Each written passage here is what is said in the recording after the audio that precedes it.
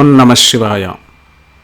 కావేరికా నర్మదయోః పవిత్రే సమాగమే సజ్జనతారణాయ సదైవ మాంధాతృపురే వసంతం ఓంకారమీశం శివమేకమీడే.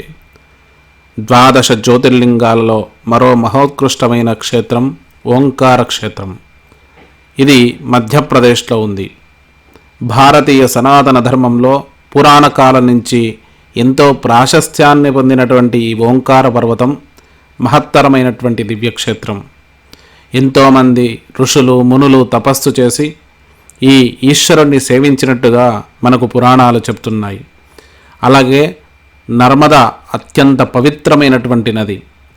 ఆ నది చుట్టూ ప్రవహిస్తుండగా మధ్యలో ఒక ద్వీపంలో ఉన్న ఈ క్షేత్రమే ఓంకార పర్వత క్షేత్రం. ఇలాంటి మహత్తర క్షేత్రం గురించి, ఈ క్షేత్రం యొక్క ప్రాశస్త్యం గురించి, చూడవలసిన ప్రదేశాల గురించి మనం ఈ వీడియోలో చూద్దాం.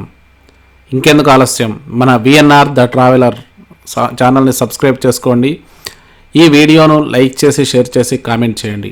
మీ అమూల్యమైన సలహాలు, సందేహాలు ఏమైనా ఉంటే కామెంట్స్ రూపంలో తెలియచేయండి. హైదరాబాద్ నుంచి మనం ఓంకారేశ్వర్ వెళ్ళాలంటే మనం ఇండోర్ పట్టణానికి చేరుకుని అక్కడి నుంచి వెళ్ళాల్సి ఉంటుంది. ఈ ఇండోర్కు హైదరాబాద్ నుంచి ఫ్లైట్స్ ఉన్నాయి.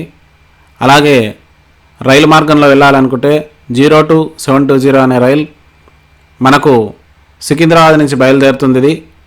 ఇది సోమవారం బుధవారం మాత్రమే ఉంటుంది. అలాగే 02975 అనే రైలు ఇది ఆదివారము శుక్రవారం ఉంటుంది. ఈ రెండు రైళ్ళు మనకు అందుబాటులో ఉన్నాయి. ఇది వీక్లీ ట్వైస్ రెండు రైళ్ళు కూడా, మొత్తం 4 రోజులు మనకు అందుబాటులో ఉంటుంది. ఈ రెండు రైళ్లను మనం ఆశ్రయించి మనం ఇక్కడికి ఇండోర్ చేరుకోవచ్చు. ఇక ఇండోర్ నుంచి సుమారు 60 కిలోమీటర్ల దూరంలో ఈ ఓంకారేశ్వర క్షేత్రం ఉంటుంది. అలాగే ఈ ఓంకారేశ్వర క్షేత్రానికి మనం సొంత వాహనాల్లో వెళ్ళాలి అంటే హైదరాబాద్ నుంచి నాందేడ్ వాసిం మీదుగా వెళ్ళొచ్చు. లేదంటే మనం పరళి వైద్యనాథ్, ఔండా నాగనాథ్, ఎల్లోరా చూసుకొని అక్కడి నుంచి ధూలే మీదుగా మనం ఓంకారేశ్వర్ చేరుకోవచ్చు. ఈ రెండు మార్గాల్లో ఏ మార్గంలో వెళ్ళినా కూడా మనం ఓంకారేశ్వర్కు సొంత వాహనాల్లో వెళ్ళొచ్చు. ఇక విమాన మార్గంలో అయితే హైదరాబాద్ టు ఇండోర్ ఫ్లైట్స్ ఉన్నాయి. ఇండోర్ దిగి వెళ్లాల్సి ఉంటుంది. ఓంకారేశ్వర క్షేత్ర మహత్యాన్ని ఇప్పుడు చూద్దాం. పూర్వము వింధ్యుడు అనే పర్వతము, ఈ బ్రహ్మాండంలో నాకంటే గొప్పవాడు ఎవరూ లేరు, ఈ బ్రహ్మాండమంతా కూడా నేను వ్యాపించి ఉన్నాను, నా అంత ఉన్నతమైనటువంటి శిఖరం ఈ బ్రహ్మాండంలో లేదు, నాకంటే గొప్పవాడు లేడని ఒక భావన బయలుదేరిందట. ఇలా కొంత అహంతో ఉన్నటువంటి ఈ వింధ్యుడికి ఒకనాడు నారద మహర్షి తారసపడ్డాడు. ఎప్పుడైతే నారద మహర్షి తారసపడ్డాడో అప్పుడు వింధ్యుడు ఆ నారద మహర్షికి అడ్డుగా నిల్చుని, ఓ నారద మహర్షి, ఈ బ్రహ్మాండంలో నాకు అన్నీ ఉన్నాయి, నా అంత గొప్పవాడు లేడు అని నేను అనుకుంటున్నాను, అయినా కూడా ఏదో ఒక చింత నా లోపల ఉన్నది, ఆ చింత తొలగట ఎలానా అని ఆలోచిస్తున్నాను అని చెప్పాడు.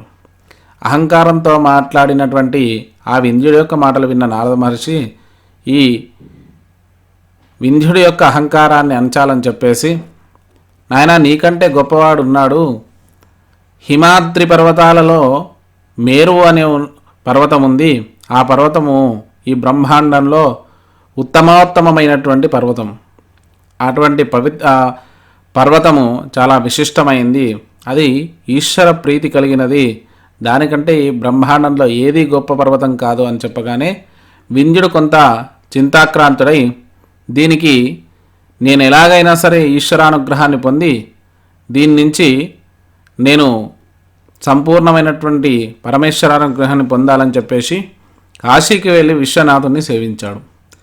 ఎప్పుడైతే విశ్వనాథుని 6 మాసాల పాటు కఠోరమైనటువంటి దీక్షలో అనుష్ఠించినటువంటి ఆ వింధ్యుడికి పరమేశ్వరుడు అనుగ్రహించాడట. ప్రత్యక్షమై, నాయనా నీకు ఏం కావాలి అంటే, స్వామి నీ అనుగ్రహం కంటే ఈ బ్రహ్మాండంలో ఏది గొప్పది కాదు, నీ అనుగ్రహం కావాలి స్వామి అని చెప్పేసి పరమేశ్వరుని కోరుకున్నాడు. వెంటనే పరమేశ్వరుడు అనేక వరాలు ఇచ్చి అంతర్ధానం పొందాడు.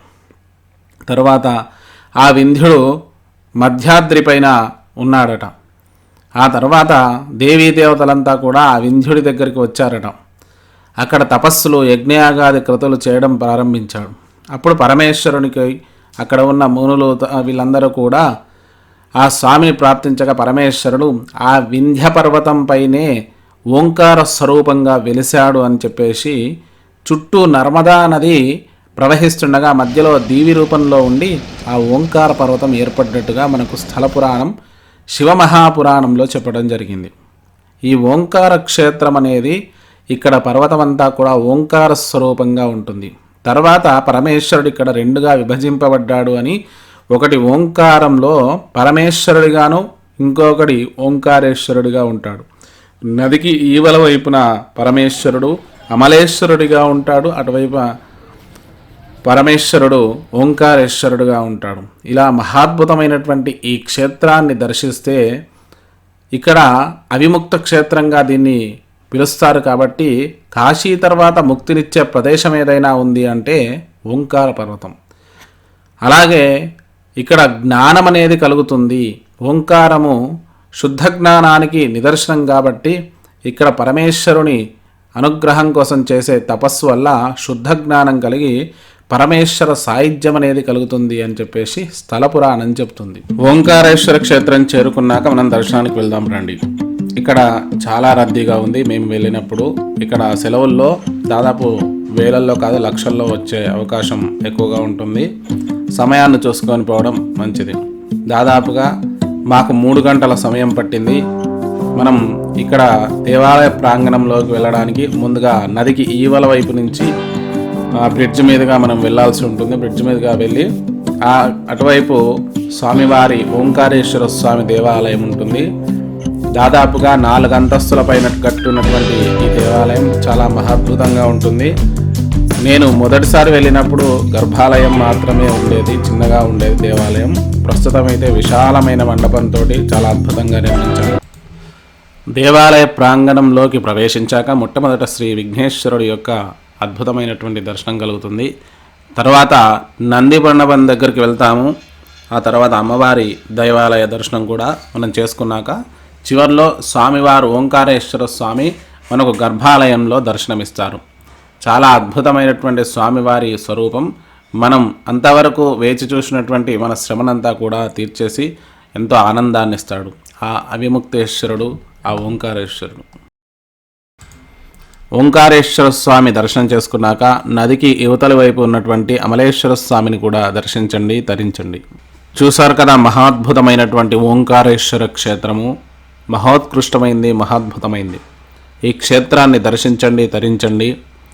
అలాగే ఈ వీడియోను చివరి వరకు చూసినందుకు ధన్యవాదాలు. మన విఎన్ఆర్ ద ట్రావెలర్ ఛానల్ని సబ్స్క్రైబ్ చేసుకొని ఈ వీడియోను లైక్ చేసి, షేర్ చేసి, కామెంట్ చేయండి. ధన్యవాదాలు.